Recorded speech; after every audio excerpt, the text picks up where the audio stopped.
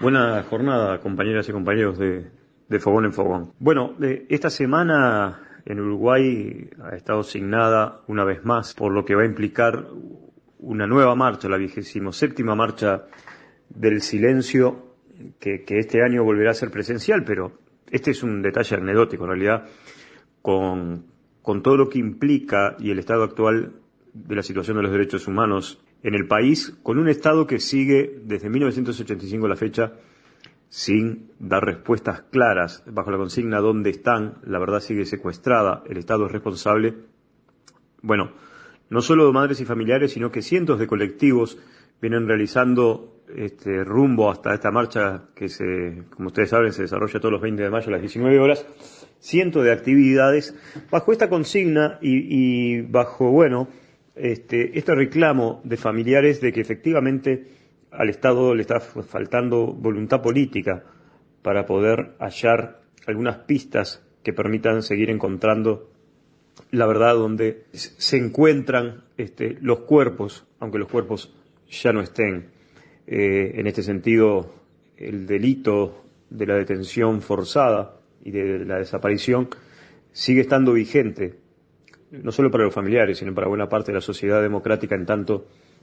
no se sepa cuál fue su destino. También saben ustedes que hubo, a partir del caso de las muchachas de Abril y de Óscar Tassino, una resolución de la Corte Interamericana que, por un lado, falló, también aduciendo la necesidad de que el Estado haga un acto público de reconocimiento de su responsabilidad en todos estos crímenes. Desde el gobierno, en realidad, no se han dado por enterados, así como tampoco por otra resolución que implica que el Estado debe hacerse cargo de la atención psicológica y de salud de los familiares de las víctimas en un plazo que otorgó de 6 meses, que ya están corriendo y que, también desde el Estado sigue sin dar respuesta. Así que este ha sido uno de los temas principales de la agenda. Los otros temas, han sido, frente a la brutal crisis económica que se ha desatado sobre los sectores más vulnerables de la sociedad, una serie de medidas anunciadas por el gobierno. Una de ellas tiene que ver, finalmente, con una posible intervención, asistencia a 120 asentamientos, lo que implicaría unos 15.000 hogares, en lo que se presentó con bombos y platillos por parte del gobierno como el plan Avanzar, un plan que tiene en principio pensado destinar 240 millones de dólares para intervenir en 120 asentamientos y 15.000 hogares, como ya dijimos. Desde la oposición lo que se plantea es que, por un lado, lo que también el gobierno anunció en esa presentación es que no tiene muy claro de dónde va a sacar los fondos, con lo cual esto puede diluirse en el tiempo. Pero tampoco las cuentas cierran, ¿verdad? Cuando el presidente Lacalle el año pasado anunció el fideicomiso famoso obteniendo recursos del Instituto Nacional de Colonización,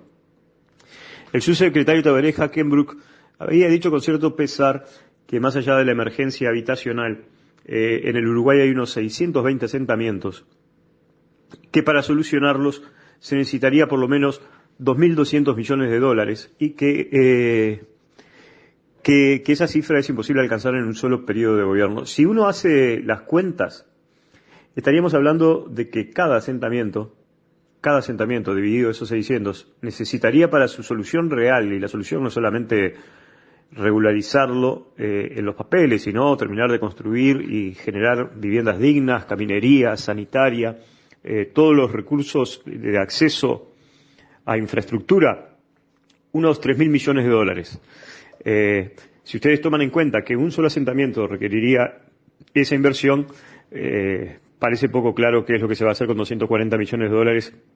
para 120 asentamientos. Las otras medidas de carácter económico tuvieron que ver con, el adelanto de los aumentos para las jubilaciones y los salarios públicos más bajos. Estos adelantos se harían a partir de julio, pero desde la oposición se ha criticado que esta medida en realidad llega tarde y que además es ineficiente, porque en la medida que no se han tomado medidas para detener el proceso inflacionario que sufre el país, cuando la gente cobre allá por julio, agosto, con suerte julio, pero más seguramente en agosto tendrá esas monedas en los bolsillos, estamos hablando de unos 120 pesos. calculen ustedes a cuánto está el precio argentino con respecto al uruguayo para tener una noción más clara de cuánto implica ese aumento. Esto llevó a que el Frente Amplio impulsara desde su bancada de diputados la interpelación a la ministra de Economía, Azucena Arbeleche, para que un poco plantee, bueno, ¿por qué se da esta situación? Que por un lado hay sectores de la economía, los sectores fundamentalmente vinculados al agro y a la agroexportación, que han tenido, dicho por ellos, récord en ganancias por las ventas de los precios internacionales y sin embargo ese derrame no está previsto hacia los sectores más vulnerables de la sociedad. En este periodo han ingresado 66.000 nuevos uruguayos a vivir bajo la línea de pobreza. Y en ese sentido, claramente las medidas del gobierno parecen ser no suficientes, parecen llegar tarde, y la oposición, por lo menos la fuerza política Frente Amplio, tampoco parece encontrar un rumbo más allá de estos llamados a sala, de estas interpelaciones que, como se sabe, no tienen por ahora ninguna consecuencia ni política ni jurídica, y oficia como una suerte de un pequeño tirón de orejas. Habrá que ver entonces nuevamente desde los movimientos sociales, desde el movimiento sindical, ahora que va a ingresar la rendición de cuentas, la discusión presupuestal en el Parlamento, cuál va a ser el desarrollo de su capacidad de movilización.